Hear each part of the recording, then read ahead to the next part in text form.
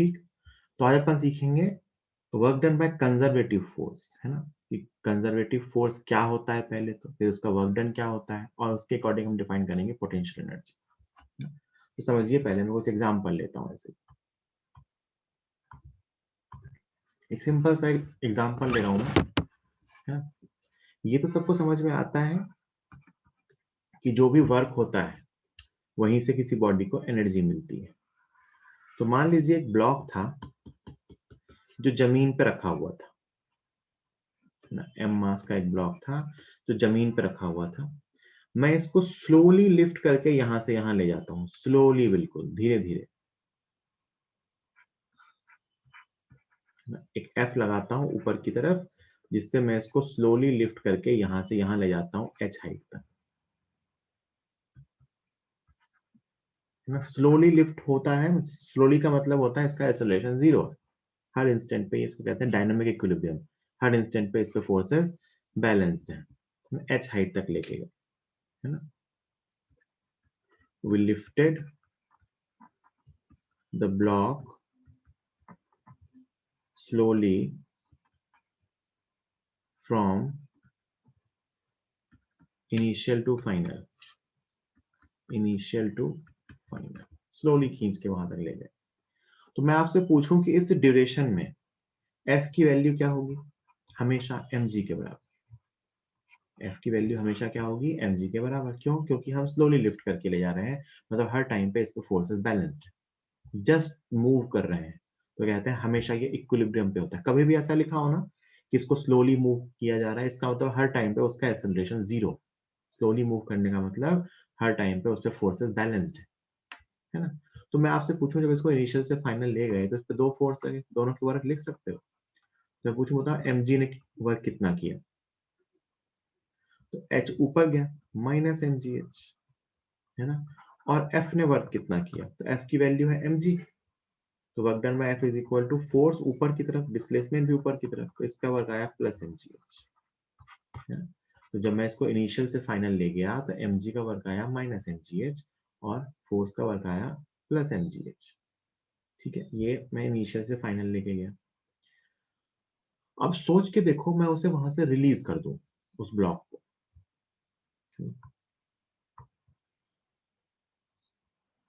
अच्छा, एक चीज आपको और पता है कि मैं इसको इनिशियल से फाइनल किसी भी पाथ से लेके जाऊं, mg का वर्क डन सेम आएगा, माइनस mgh। तो यहाँ एक तरह से हमने क्या किया है ना, हमने एक्सटर्नल फोर्स में mg के अगेंस्ट वर्क किया है। हमने mg के अगेंस्ट वर्क किया है इनिशियल से फाइनल। ठीक है, चलो यहां तक ब्लॉक पहुंच गया था। Now the block is released, कोई स्पीड थी नहीं। Now the block is released, block को रिलीज किया गया, तो ब्लॉक वहां से फाइनली यहाँ आ गया। और अपन जानते हैं जब ब्लॉक जमीन पे आएगा तो उसके पास कुछ वेलोसिटी होगी। वेलोसिटी मतलब काइनेटिक एनर्जी। तो अगर मैं इन पॉइंट्स के नाम दूं ऐसा, ये पॉइंट 1 था, ये पॉइंट 2 था, ये पॉइंट 2 था और ये पॉइंट 3 था। तो 1 से 2 गया और 2 से 3 आया। ठीक है, अगर आप सोच के देखें तो जब मैं 2 से 3 तक की बात करूं, तो 2 से 3 में कौन से फोर्स ने वर्क किया? mg ने। कितना वर्क किया? पॉजिटिव में, है ना। और जब वो नीचे आया ना तो उसके अंदर कुछ काइनेटिक एनर्जी थी। अब एक चीज ध्यान से सोचना, अगर मैं 1 से 2, 2 से 3 एक साइकिल लूं, ये पूरा जो साइकिल है 1 से 2, 2 से 3, इस पूरे साइकिल के अंदर mg का वर्क कितना हो गया? जीरो। mg का वर्क क्या हो गया? जीरो। पूरा साइकिल 1 से 2, 2 से 3, mg का वर्क कितना हो गया? जीरो। क्योंकि अगर मैं 2 से 3 की बात करूं, 2 से 3, तो वर्क डन बाय mg आएगा प्लस mgh। कितना आएगा? Plus mgh। जब ऊपर ले गए थे तो mg का वर्क माइनस mgh, जब वो नीचे आया तो mg का वर्क प्लस mgh। तो टोटल mg का वर्क क्या हो गया? जीरो, है ना। तो mg ने पूरी जर्नी में नेट कोई वर्क नहीं किया, गया तो वर्क निगेटिव था, वापस आया तो वर्क पॉजिटिव था, पूरा साइकिल कंप्लीट हो गया, mg का वर्क डन जीरो, है ना। फोर्स की बात करें तो जब तक ये ऊपर गया था तब तक फोर्स ने वर्क किया और नीचे आते टाइम तो फोर्स है ही नहीं, तो जो फोर्स ने वर्क किया वो कितना आया, प्लस mgh, वो भी सिर्फ अपवर्ड जर्नी में, है ना। तो जरा सोच के देखिए, और फाइनली इसमें काइनेटिक एनर्जी आई है, तो ये काइनेटिक एनर्जी mg के वर्क से तो आ नहीं सकती। ये mg का वर्क पूरे साइकिल में, भाई यहां से यहाँ 1 से 3 की बात की जाए तो 1 से 3 में mg का वर्क 0 है। तो ये जो काइनेटिक एनर्जी आई है ये एक्चुअली किसके वर्क से आई है, f के वर्क से। कि किसके वर्क से आई है, f के वर्क से। लेकिन अगर आप सोच के देखिए, तो जब इसको 1 से 2 लेके गए थे तब तो उसके पास कोई काइनेटिक एनर्जी थी नहीं, वो तो 2 से 3 में आई है। तो इस ड्यूरिंग वो काइनेटिक एनर्जी कहाँ थी, सोचना इस चीज को, है ना, कि भाई पूरे साइकिल में mg का वर्क डन तो 0 है ना। तो इसका मतलब जो भी काइनेटिक एनर्जी आई होगी वो सिर्फ f के वर्क से ही आई होगी, है ना, पूरे साइकिल में। तो अगर पूरी काइनेटिक एनर्जी हमें नेट f के वर्क से मिली है पूरे साइकिल में, तो जब हम यहां से यहां गए थे 1 से 2 तक, तब वो काइनेटिक एनर्जी कहाँ थी, क्यों नहीं आई थी।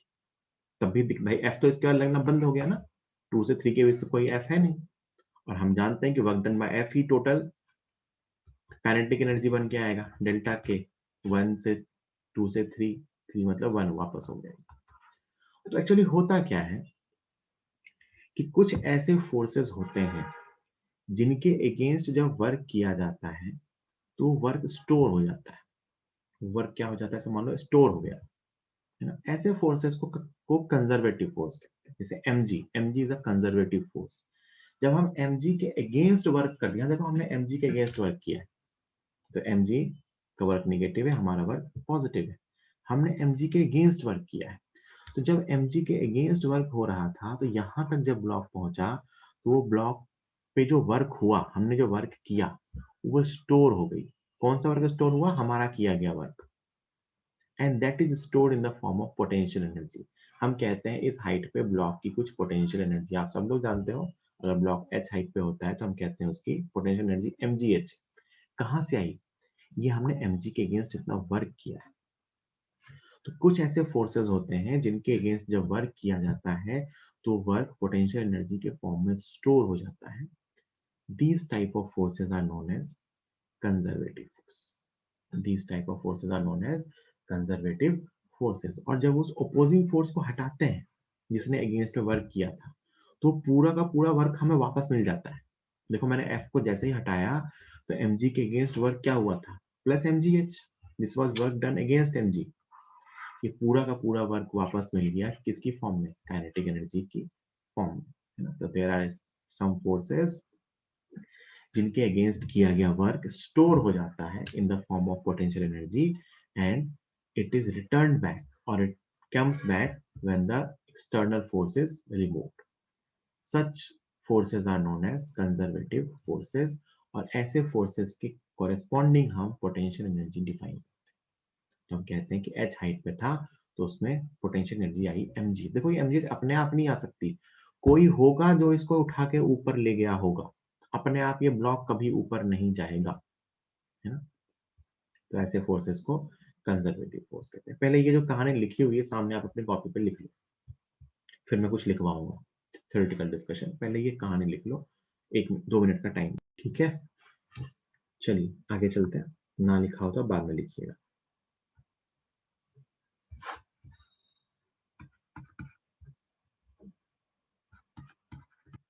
There are some forces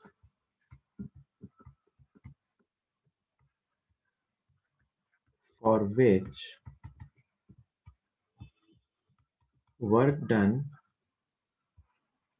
against this force, there are some forces for which work done against these forces, ये R है ना, there are some forces for which work done against these forces are stored in the form of potential energy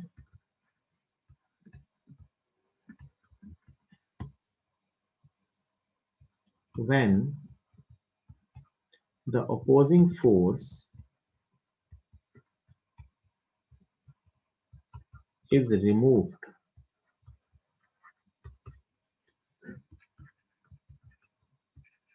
this work done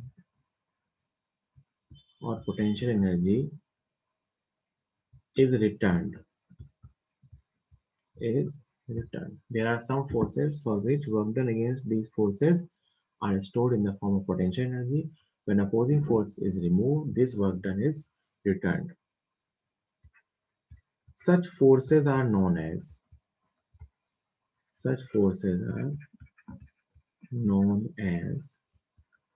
conservative forces. Such forces are known as conservative forces. Example जो अपने काम का है, gravitational force, इसके against जो भी work करते हैं वो स्टोर हो जाता है. स्प्रिंग फोर्स, इस चैप्टर में मेनली यही दो फोर्स सीखेंगे, और एक और आप 12th में सीखोगे वैसे तो इलेक्ट्रोस्टैटिक फोर्स, एक्सेट्रा. और भी बहुत सारे हो सकते हैं, बट ये तीन तो अपने को बिल्कुल स्टडी करने डिटेल में. दो तो इस साल, एक 12th में, है ना. There are some forces for which work done against these forces are stored in the form of potential energy. When the opposing force is removed, this work done or potential energy is returned. Such forces are known as conservative forces. ये इनके example है. आप एक चीज और ध्यान से सोचिए कि हमने कितना वर्क किया था, प्लस mgh. कंजर्वेटिव फोर्स का वर्क डन क्या था, माइनस mgh. तो पोटेंशियल एनर्जी क्या थी, प्लस mgh. मतलब हमने कंजर्वेटिव फोर्स के अगेंस्ट वर्क किया था. तो कहते हैं work done by conservative force is equal to minus of work done by external force. कब हमने कहा था डेल्टा के जीरो. डेल्टा के जीरो मतलब हमने स्पीड में कोई चेंज नहीं की थी, स्लोली मूव किया था. ए जीरो या डेल्टा के जीरो, काइनेटिक एनर्जी में हमने कोई चेंज नहीं की. तो work done by conservative force equal to minus work done by external force, and that is equal to, या इसको उल्टा लिख लो, माइनस इस पे लगा लो, ये इस पे लगा लो, कि एक्सटर्नल फोर्स ने जो वर्क किया वो कहाँ गया, पोटेंशियल एनर्जी की फॉर्म में, या पोटेंशियल एनर्जी के चेंज के फॉर्म में. तो डेल्टा यू से लिखते हैं, change in potential energy. Change in potential कि एक्सटर्नल फोर्स का जो वर्क होता है वो कहाँ जाता है, पोटेंशियल एनर्जी को चेंज करने में, है ना. चेंज करना होता है एक्चुअली, कहीं ना कहीं रेफरेंस मानते हैं, तो उस रेफरेंस के अकॉर्डिंग चेंज करने में. तो यहीं से अपन एक तरह से पोटेंशियल एनर्जी डिफाइन कर रहे हैं. So what is potential energy, it is work done against conservative. वो जो माइनस का साइन है ना, ये अगेंस्ट को दिखाता है. So if we do any work against the conservative force, this work is stored in the form of potential energy of the system, or this work is used in changing the potential energy of the system. यहां तक सबने लिख लिया, यहां तक सबने लिख लिया, ठीक है. जो मैंने कहा था साथ साथ लिखने को, इसका मतलब समझ गया. इसका मतलब मैं ये लिख सकता हूं कि work done by conservative force, किसी भी कंजर्वेटिव फोर्स का वर्क क्या होता है, work done by conservative force is equal to minus delta U. क्यों, क्योंकि यही तो लिखा है कि minus of work done by conservative force equal to delta U. So work done by conservative force is minus delta U, है ना. और आप इसको ऐसे भी लिख सकते हो, भाई किसी भी फोर्स का वर्क डन होता क्या है. इसको अगर मैं यहां से हटा दूं ऐसे, मतलब इसको अगर मैं लिखूं work done by conservative force, मतलब एफ डॉट डी एस, ये कौन सा फोर्स है, conservative, is equal to minus delta U. इसका मतलब अगर मैं पूछूं कि डेल्टा यू क्या होता है, what is delta U, so it is minus F conservative dot D S. ये दोनों चीजें काम आती हैं कि work done by conservative force delta U होता है, या फिर delta U change in potential energy होती है, minus F dot D S. Minus F dot D S, this is change in potential energy. Change in potential energy. तो conservative, और ये minus F dot D S क्या दिखा रहा है, work done against conservative force is use to change the potential energy of the system. तो एक चीज हमने और सीख ली कि work done by conservative force को माइनस डेल्टा यू लिख सकते हैं। क्या लिख सकते हैं, माइनस डेल्टा यू। अभी अपन कंजर्वेटिव फोर्स का वर्क इतना ही सीखेंगे। मैं कुछ एक दो लेक्चर के बाद कंजर्वेटिव फोर्स का एक टॉपिक फिर से लेके आऊंगा, है ना, जहां मैं आपको बताऊंगा कि और कैसे कैसे पहचानते हैं कि कौन सा फोर्स कंजर्वेटिव है, कौन सा फोर्स नॉन कंजर्वेटिव है ना, उनके रिस्पेक्ट में पोटेंशियल एनर्जी कैसे लिखते हैं। ये अपन वापस एक बार ये टॉपिक और लेके आएंगे। बट क्योंकि अभी अपन डिफरेंट टाइप के फोर्सेस का वर्क सीख रहे थे, तो मैंने उसके लिए आपको ये बेसिक सी बात बता दी, कंजर्वेटिव फोर्स का वर्क होता क्या है। एक चीज अपने को और जाननी है कि work done bye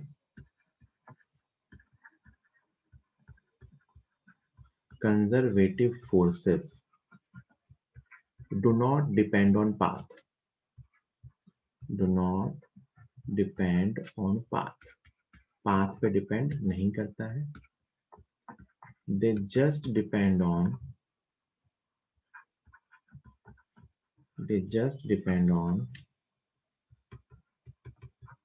initial and final position। आपने किस रास्ते से ले जाके वर्क किया है ये इस पे डिपेंड नहीं करता। जैसे आपको एक ब्लॉक को मान लो जमीन से 5 मीटर की हाइट तक लेके जाना है, आप कैसे भी लेके जाओ, स्ट्रेट लाइन पाथ से लेके जाओ, ऐसा सर्कुलर पाथ से लेके जाओ, देखा यहाँ पे मैंने बताया था ना, किसी भी पाथ से लेके जाए mg का वर्क डन तो सेम आएगा, माइनस mgh। तो जो कंजर्वेटिव फोर्स का वर्क डन होता है वो इस चीज पे डिपेंड नहीं करता कि आपने वो चेंज किस रास्ते से किया, सिर्फ इनिशियल कहाँ था और फाइनल कहाँ था इस पे डिपेंड करता है। और वो क्या होता है, माइनस डेल्टा यू। क्या होता है, minus delta you, that is change in potential energy का नेगेटिव। ठीक है, work done by conservative force do not depend on path, they just depend on initial and final position.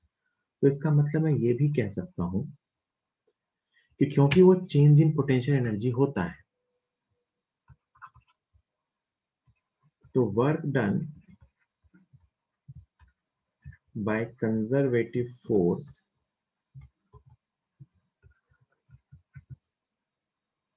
for a closed path is zero. Work done by conservative force for a closed path is zero. Closed path का मतलब initial and final points are same. भाई जो potential energy होती है ना, ये किसी point के लिए होती है कि इस पॉइंट पे उसकी पोटेंशियल, जैसे मैं कहूँ ना जमीन से 5 मीटर हाइट पे पोटेंशियल एनर्जी कितनी है, जमीन से 10 मीटर हाइट पे पोटेंशियल एनर्जी कितनी है। तो क्योंकि हम जानते हैं कंजर्वेटिव फोर्स का वर्क डन पोटेंशियल एनर्जी पर डिपेंड करता है, या वो पोटेंशियल एनर्जी की फॉर्म में मिलता है, और पोटेंशियल एनर्जी किसी पॉइंट की प्रॉपर्टी है। तो अगर मैं कहूँ कि क्लोज लूप में घूम गए, मतलब इनिशियल और फाइनल पॉइंट सेम है ना, इसका मतलब डेल्टा यू जीरो होगा, पोटेंशियल एनर्जी में कोई चेंज नहीं होगी, जहां थे वहीं आ गए। तो जहां थे वहीं आ गए तो डेल्टा यू इज जीरो। तो कंजर्वेटिव फोर्स का वर्क डन भी क्या होता है, जीरो। तो एक क्लोज्ड पाथ पे कंजर्वेटिव फोर्स का वर्क डन जीरो होता है ना, पाथ पे डिपेंड नहीं करता है। और क्लोज पाथ में कंजर्वेटिव फोर्सेस का वर्क डन क्या होता है, जीरो। जल्दी लिखिए, मैं 10 सेकंड दे रहा हूँ, किसी का रह गया लिखने,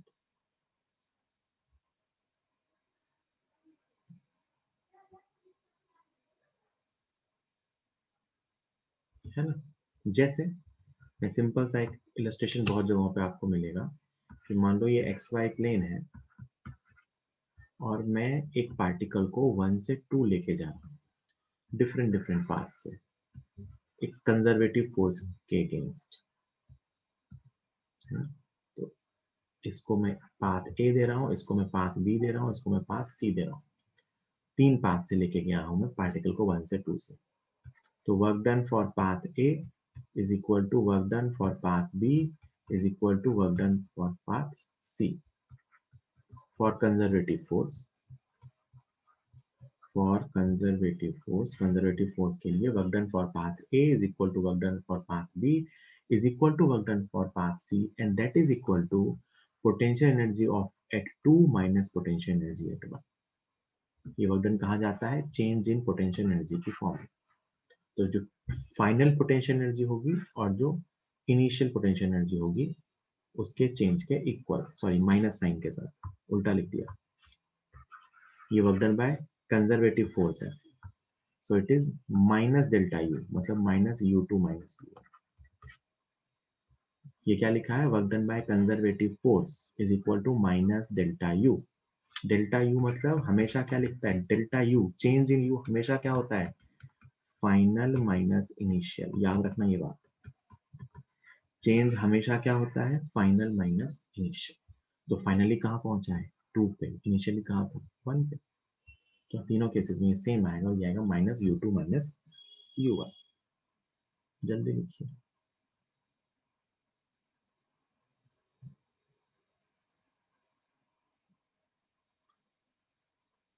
जैसे हम दो कंजर्वेटिव फोर्स को जानते हैं और उनका वर्क हम अभी निकालेंगे, एक mg वाला और एक स्प्रिंग फोर्स। ठीक है,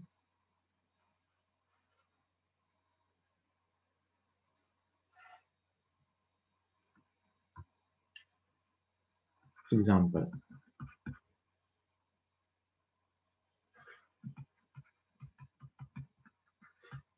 gravitational force due to earth and potential energy. तो मान लीजिए मैं आपसे कहूं, अभी जस्ट अपन ने सीख ही लिया कि मैं एक ब्लॉक को, ये हाइट h1 है और ये हाइट h2 है ना। h1 से h2 लेके आया m मास के ब्लॉक, कहां से कहां लेके आया, h1 से h2 तक। तो मैं आपसे पूछूं कि कंजर्वेटिव फोर्स का वर्क बताओ, mg का वर्क बताओ, कहां से कहां लेके गया हूं, h1 से h2 तक। तो आप कहोगे mg का work is equal to mg, ऊपर गए हैं तो माइनस साइन के साथ आएगा h2 माइनस h1। ये क्या है, work done by mg। mgh लिखते हैं, mg डेल्टा h, क्या लिखते हैं, mg delta h, height difference, याद है, vertical height difference.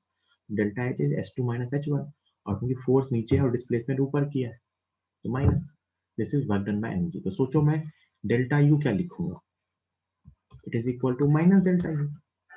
So delta u change in potential energy mg h2 minus h1। तो अगर मैं इसको यहाँ से वहां ले गया हूं तो मैं जो उसकी पोटेंशियल एनर्जी का चेंज लिखूंगा उसको लिखूंगा mg h2 माइनस h1, है ना।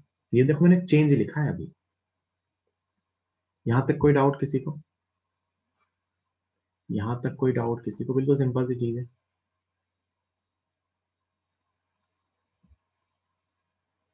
यहां तक कोई डाउट किसी को, ठीक है। चलिए, अब क्या होता है ना, पोटेंशियल एनर्जी का कहीं ना कहीं रेफरेंस मानना होता है। बहुत इंपॉर्टेंट है ये चीज कि आप पोटेंशियल एनर्जी का रेफरेंस कहाँ मानते हो, आप पे डिपेंड करता है। या तो क्वेश्चन में वो कहते हैं कि रेफरेंस यहाँ मानो, या आप अपनी सुविधा के अनुसार कहीं भी मान सकते हो। लेकिन पोटेंशियल एनर्जी का जो ये डिफरेंस होगा ना, ये रेफरेंस पे डिपेंड नहीं करेगा। This will not depend on reference. हमने क्या देखा कि mg के केस में ये जो पोटेंशियल एनर्जी आ रही है हाइट पे डिपेंड कर रही है, तो हम किसी एक हाइट पे ना रेफरेंस मान लेंगे। ठीक है, देखना, if we assume reference, reference मतलब potential energy 0 at ground level. अगर हम ग्राउंड लेवल पे पोटेंशियल एनर्जी का रेफरेंस मान रहे हैं और इसको मैं 1 कह रहा हूं, इसको या इनिशियल कह रहा हूं, इसको मैं फाइनल कह रहा हूं, तो मैं इनिशियल पोटेंशियल एनर्जी को क्या लिखूंगा, सुनना मेरी बात ध्यान से। u इक्वल टू 0 कहाँ माना है, ग्राउंड पे। तो अगर कोई चीज यहाँ से ऊपर है तो उसकी पोटेंशियल एनर्जी ज्यादा होगी, और कोई पॉइंट यहाँ से नीचे है तो उसकी पोटेंशियल एनर्जी कम होगी। क्योंकि ऊपर ले जाने के लिए हमें mg के अगेंस्ट वर्क करना होगा, mg का वर्क डन नेगेटिव होगा। सोचो, अगर मैं किसी पॉइंट से वर्टिकली ऊपर जाता हूँ तो mg का वर्क डन नेगेटिव होगा, और अगर मैं वर्टिकली नीचे जाता हूँ तो mg का वर्क डन पॉजिटिव होगा।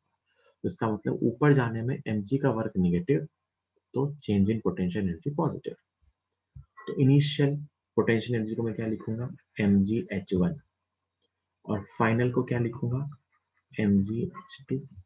ये कहाँ मानते हुए लिखा है, ग्राउंड पे रेफरेंस, तो मैंने डेल्टा यू क्या लिखा, mgh2 minus h, this is delta U, this is delta U, है ना। अब एक बात और ध्यान से सुनना, यहां मैंने रेफरेंस कहाँ मान लिया, यहाँ ग्राउंड लेवल पे। क्या जरूरी है कि रेफरेंस यही मानेंगे, कोई जरूरी नहीं।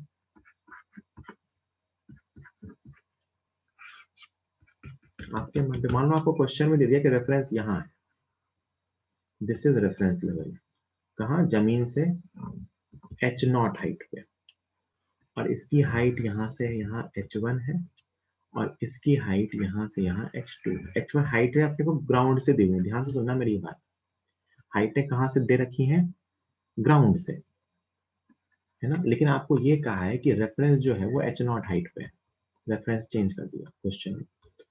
अब मैं आपसे पूछूं कि बताओ इनिशियल पोटेंशियल एनर्जी क्या लिखोगे, this is initial, this is final. तो ये जीरो यहां रहा ना, ये यहां से कितना ऊपर, h1 माइनस h0, और फाइनली यहां से यहां कितना ऊपर, तो h2 minus h0। Initial final height change है, रेफरेंस से देखते हैं भैया, तो रेफरेंस से चेंज हो गई ना। तो मैं अब लिखूं यू इनिशियल, अब क्या लिखोगे, तो भाई जीरो जहां माना था, जीरो से कितना ऊपर गए, h1 माइनस h0, तो इनिशियल लिखोगे mg h1 माइनस h0।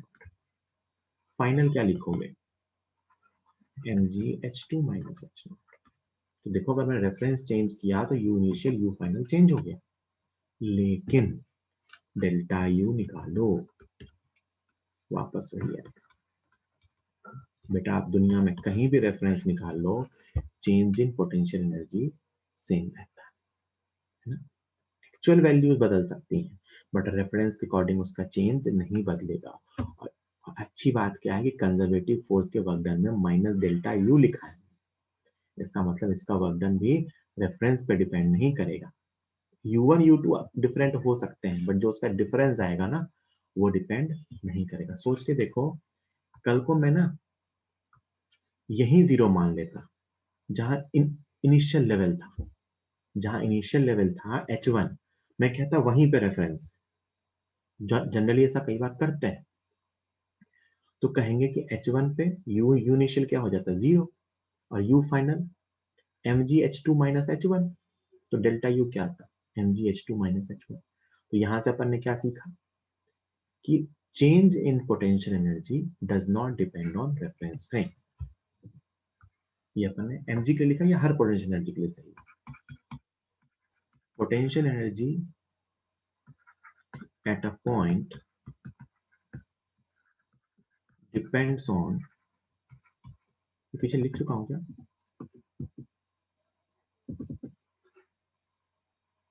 नहीं लिखा, potential energy at a point depends on choice of reference. Reference मतलब कहां पर आप यू जीरो मान रहे हो, कैपिटल यू है ना, but change in potential energy delta U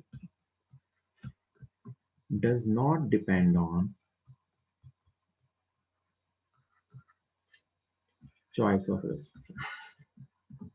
choice of reference, ये रेफरेंस पे डिपेंड नहीं करता। कहाँ कहीं भी रेफरेंस मान लो, डेल्टा यू, आप रेफरेंस दोनों के ऊपर मान लेते तो वही सेम होता, दोनों नेगेटिव आते पर डिफरेंस सेम है। तो potential energy at a point depends on choice of reference, but change in delta U does not depend on choice of reference. ठीक है, ये लिख लिया क्या, जल्दी लिखिए जरा इसको।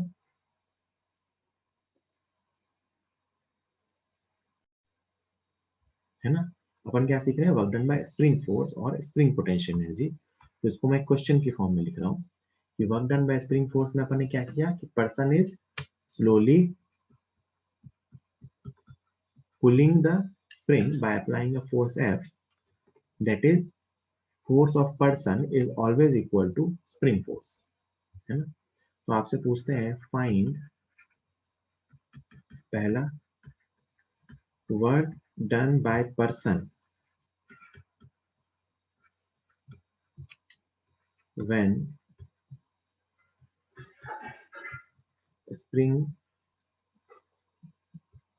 has been extended by x naught, spring जब तक x नॉट एक्सटेंड हो गई तब तक वर्क डन बाय पर्सन। दूसरा, work done by spring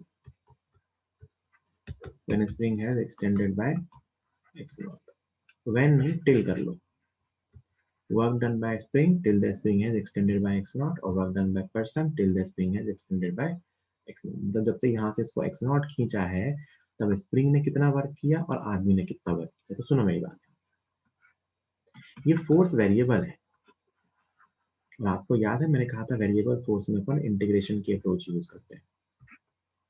variable force, तो मान लो यहाँ स्प्रिंग की नेचुरल लेंथ थी और इस आदमी ने इसको x खींचा है, x इसको ऑलरेडी खींच चुका है ना, x इज द एक्सटेंशन, और अब इसको ये dx और खींच रहा है। मेरी बात बहुत ध्यान से समझना, बड़ी काम की चीज सिखा रहा हूं तुम्हारे जीवन में आगे जो काम आएगी। ये आदमी उसको x खींच चुका है और dx और खींच रहा है ना, F फोर्स लगा के। तो आदमी के फोर्स को एक तो मैं हमेशा क्या लिख सकता हूँ, k इंटू एक्स। आदमी के फोर्स को मैं क्या लिख सकता हूँ, k इंटू एक्स। क्यों? क्योंकि आपने कहा है कि आदमी का फोर्स और स्प्रिंग फोर्स हमेशा मैग्नीट्यूड में इक्वल है। तो मैं कह रहा हूं कि जब ये x एक्सटेंडेड है तो when spring has an extension, लिख दे रहा हूं मैं, when spring has an extension x, the force of person equal to force of spring equal to kx। दोनों फोर्स की वैल्यू कितनी है, kx। At this instant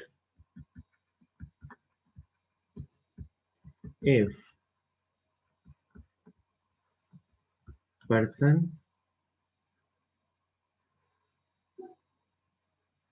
increases the extension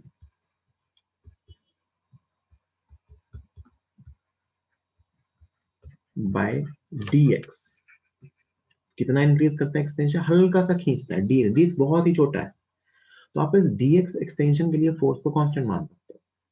तो when spring has an extension x, the person at that instant if the person increases the extension by dx, तो आपको हो गए dw, person के लिए लिख रहा हूं है ना, तो आप लिखोगे फॉर पर्सन वर्क डन क्या आएगा, dw इज इक्वल टू, सुनना फोर्स भी आगे डिस्प्लेसमेंट भी आगे, तो f इंटू dx, और f की वैल्यू क्या है, kx dx है ना। तो ये उसका dw आ गया, कब, जब x पे था और dx खींचा। तो मैं अगर टोटल वर्क डन पूछूं, ये क्या आएगा, इंटीग्रेशन kx dx। कहां से कहां खींचा, नेचुरल लेंथ से x नॉट तक, तो ये x dx का इंटीग्रेशन आ जाएगा x स्क्वायर बाय 2, तो ये आ गया half k x not square. This is work done by person. आदमी को पॉजिटिव वर्क करना पड़ेगा। स्प्रिंग के लिए लिख रहा हूं, फॉर स्प्रिंग dw, इसी छोटे से इंटरवल के लिए सोचो, स्प्रिंग फोर्स पीछे लग रहा होगा, तो dw is equal to force पीछे, डिस्प्लेसमेंट आगे, तो f into dx minus sign के साथ, तो माइनस kx dx, यहां से आएगा, ये स्प्रिंग के लिए है ना, तो work done by spring integrate करें तो work done by spring, same integration होगा बस माइनस साइन के साथ आएगा, तो minus half k x naught square. देखो बेटा ये वैसे ही तो चीज है, आदमी ने वर्क किया पॉजिटिव, स्प्रिंग ने वर्क किया नेगेटिव। देखो स्प्रिंग का वर्क नेगेटिव होगा क्योंकि मैं आगे खींच के ले जा रहा हूं, तो स्प्रिंग पीछे खींच रहा है, तो स्प्रिंग का फोर्स पीछे, डिस्प्लेसमेंट आगे। तो अगर मैंने इसको एक्स नॉट खींचा है तो स्प्रिंग का वर्क आएगा minus half k x naught square, और एक्स नॉट मैंने कहां से लिया है, नेचुरल लेंथ से, है ना।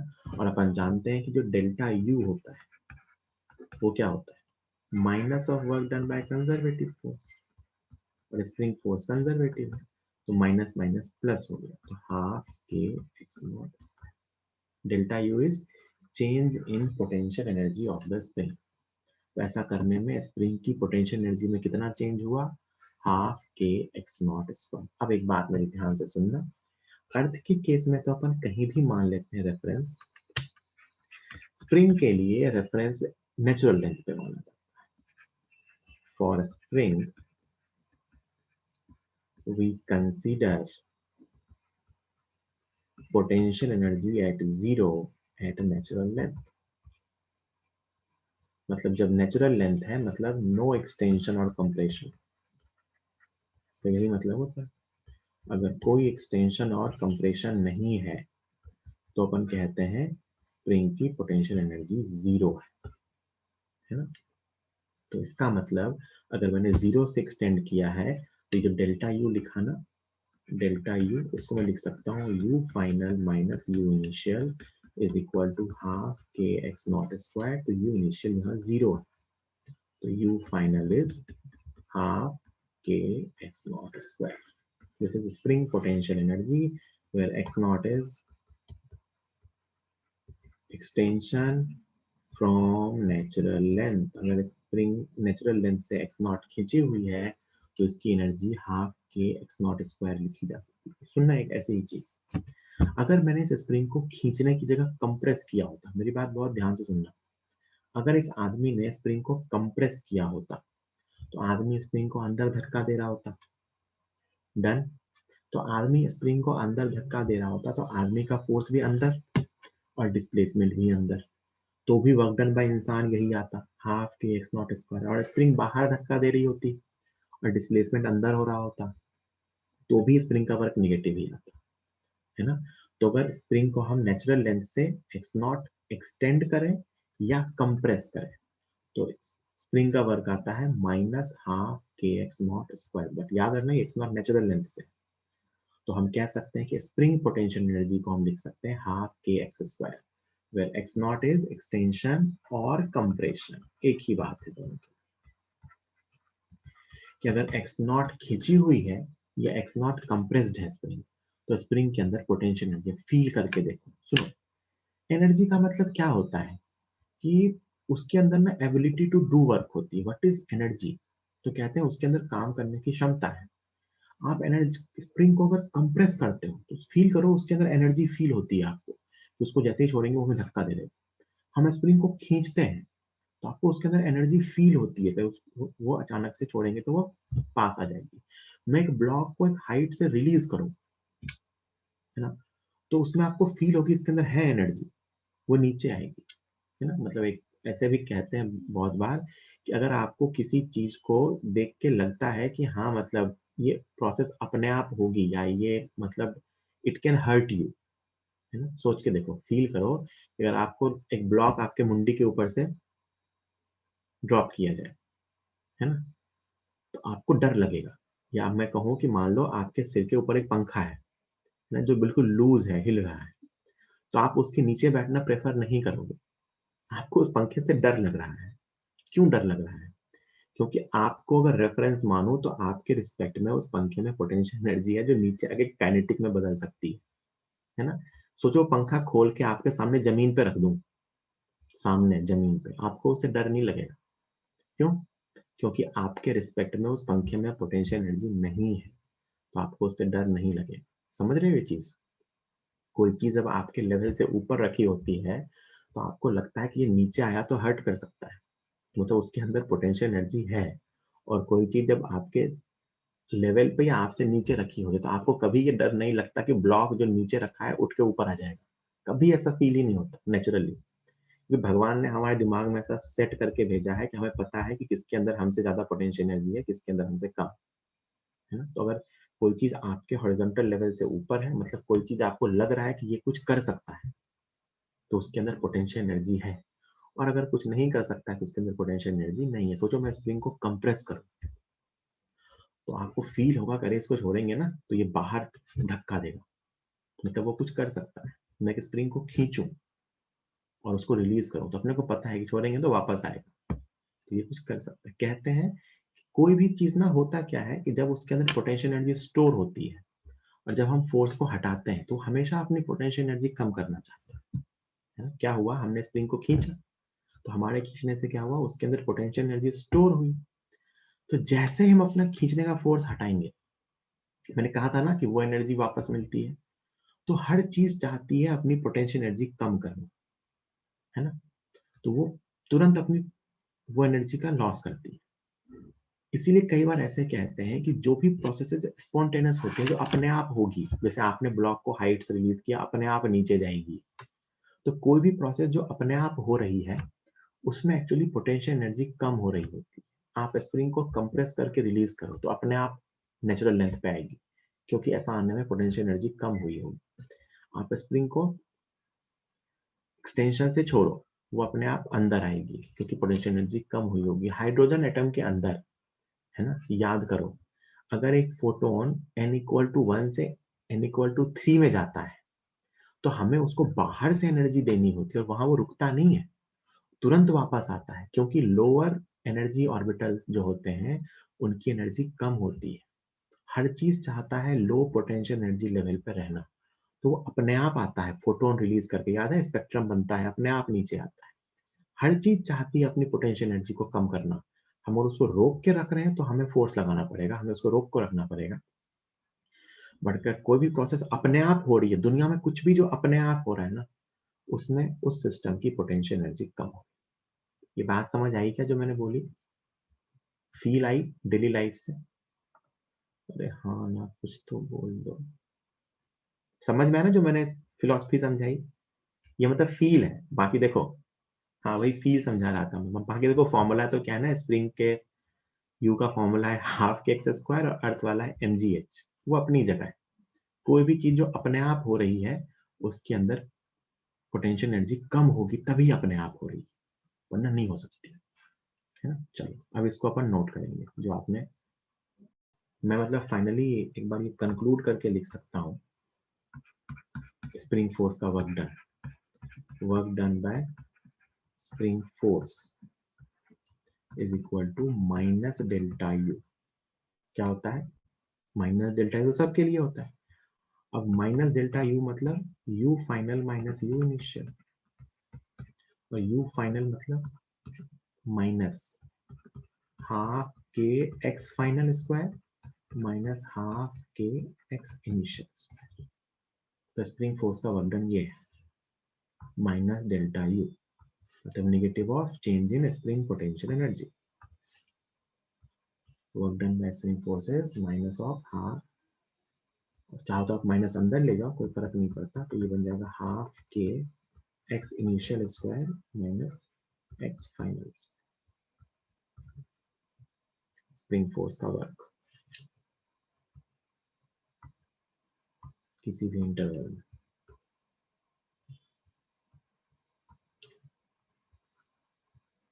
इससे याद रखना ज्यादा बेटर है, माइनस डेल्टा यू, क्योंकि स्प्रिंग फोर्स कंजर्वेटिव फोर्स है, कभी भी इसका वर्क सेम आएगा, है ना? अच्छा, इसी चीज को आप चाहो तो इंटीग्रेशन से निकाल लो। स्प्रिंग फोर्स क्या होता है? माइनस के एक्स, तो माइनस के एक्स इंटू डी एक्स, कहाँ से कहाँ तक? इनिशियल से फाइनल तक। तो देखो क्या आएगा, माइनस के x final square minus x initial square by 2। यही चीज तो आई। तो आप इंटीग्रेशन से निकालो या डेल्टा यू से निकालो, एक ही बात। बट डेल्टा यू वाला आपने को याद कर लिया कि अगर एक स्प्रिंग एक्स एक्सटेंडेड या कंप्रेस है, तो उसकी एनर्जी क्या होती है? Half k x square. तो बस काम खत्म।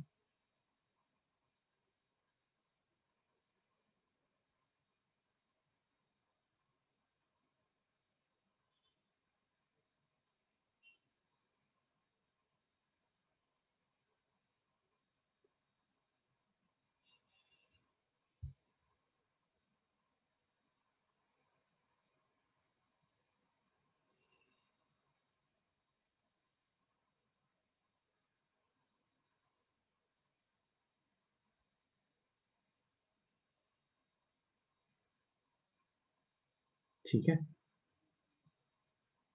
जैसे एक सिंपल सा सवाल, बिल्कुल ही सिंपल सा, कि एक ब्लॉक जो है ये ऐसा दे रखा है कि ब्लॉक इक्विलिब्रियम में 5 kg का ब्लॉक है, स्प्रिंग कांस्टेंट 100 न्यूटन पर मीटर है ना। System is in equilibrium, system is in equilibrium, find potential energy stored in the spring. जल्दी बताइए। System is in equilibrium, find potential energy stored in the spring. और आपको answer joule में देना है, SI unit joule, SI unit में answer देना है, कितने जूल आंसर आएगा।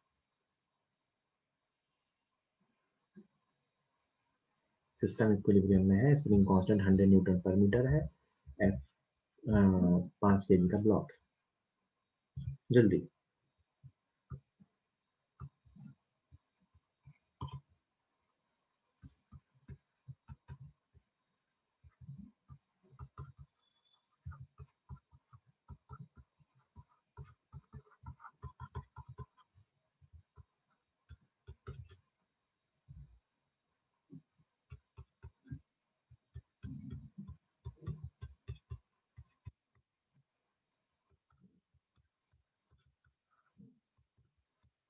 सही है, 12.5 जूल। अबे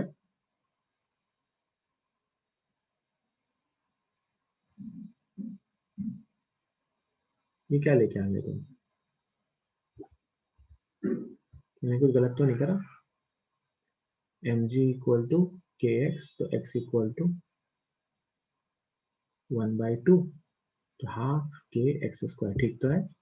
12.5 आ रहा है। ये क्यों ले लिया भाई 500, ऐसी गलतियां मत करो। वन पहले तो एक्स निकालना पड़ेगा भाई, हम तो जानते हैं स्प्रिंग पोटेंशियल एनर्जी होती है half k x square, where x is extension और कंप्रेशन फ्रॉम नेचुरल लेंथ। तो इक्विलिब्रियम में है तो हमने एक्स निकाल लिया, एक्स को उसमें रख दिया, हाफ के एक्स स्क्वायर। ठीक है,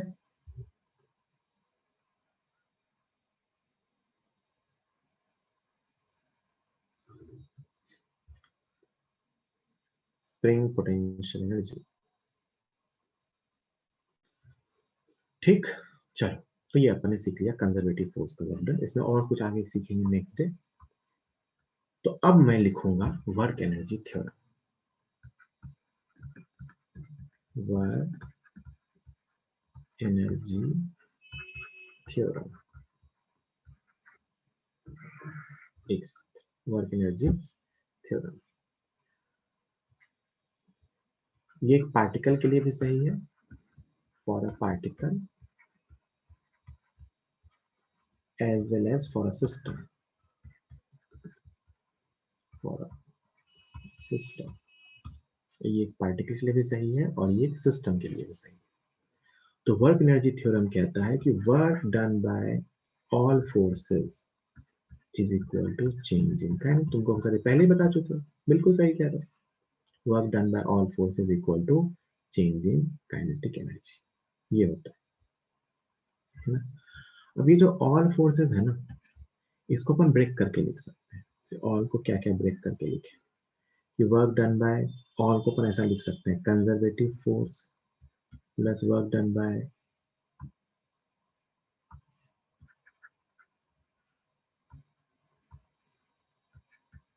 non conservative force plus work done by pseudo force, अगर कोई सूडो फोर्स लग रहा हो तो, is equal to change in kinetic, है ना। तो ये work done by conservative force plus work done by non conservative force plus work done by pseudo force is equal to change in kinetic energy. फिर मैं इसको और मतलब, एक तो बहुत इंपॉर्टेंट चीज यही है कि सारे फोर्स का वर्क लिखिए सिस्टम पे और वो चेंज इन काइनेटिक एनर्जी के इक्वल हो, तो आपको देखना आना चाहिए कौन कौन से फोर्स वर्क कर रहे हैं। मैंने आपको सबका वर्क निकालना बता दिया। अगर हम इनर्शियल फ्रेम ऑफ रेफरेंस से सीख रहे हैं, सॉल्व कर रहे हैं, if we are solving from inertial frame of reference, pseudo force का वर्क नहीं आएगा, तो अपन 99.9% केस में यही करेंगे, सूडो फोर्स का वर्क नहीं आएगा। जो कंजर्वेटिव फोर्स है उसका और जो नॉन कंजर्वेटिव फोर्स है उसका, इसका वर्क डन जो आएगा वो change in kinetic energy. Conservative force कौन कौन से हुए, अपना mg, स्प्रिंग फोर्स, इस टाइप के फोर्स जिनके लिए हम पोटेंशियल एनर्जी डिफाइन कर सकते हैं, और बाकी फ्रिक्शन विक्शन सब कैसे हैं, नॉन कंजर्वेटिव फोर्स। ठीक, कंजर्वेटिव फोर्स के वर्क को क्या लिख सकते हैं, तो इसको मैं लिख सकता हूँ माइनस डेल्टा यू। क्या लिख सकता हूँ, माइनस डेल्टा यू। मतलब एक तो ये भी सही है, ये भी अपने आप में बहुत काम आएगा कि मालूम मैं जमीन के फ्रेम से सॉल्व करूँ तो सारे फोर्सेस का work equal to change in kinetic energy. Conservative वाले को माइनस डेल्टा यू से लिख देते हैं, तो बच गया non conservative force minus delta. तो work done by non conservative forces, जो बाकी के फोर्सेस बच गए कंजर्वेटिव के अलावा, जो भी फोर्सेस बच गए इंटरनल एक्सटर्नल सब, उनका वर्क आ जाता है चेंज इन काइनेटिक एनर्जी और चेंज इन पोटेंशियल एनर्जी के फॉर्म में। ये WNC के अंदर क्या क्या आ गया, all non conservative forces, all non conservative forces, internal as well as external, internal as well as external, सब सारे नॉन कंजर्वेटिव फोर्स आ गए, चाहे वो अंदर सिस्टम के अंदर के हों चाहे वो सिस्टम के बाहर के हों, जो भी लग रहा होगा वो सब आ गया इसके अंदर, है ना। तो delta K plus delta you, और बेटा काइनेटिक एनर्जी और पोटेंशियल एनर्जी का सम कहलाता है मैकेनिकल एनर्जी। क्या कहलाता है, मैकेनिकल एनर्जी। मतलब मैं कहूँ kinetic energy plus potential energy, it is combinedly known as mechanical energy,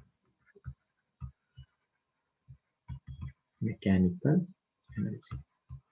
तो अपन कहते हैं कि कंजर्वेटिव फोर्स के अलावा बाकी जो भी फोर्स बचे, अदर फोर्सेस, उसका वर्क आएगा delta K plus delta U, मतलब change in kinetic energy plus change in potential energy, that is delta M E, change in mechanical energy.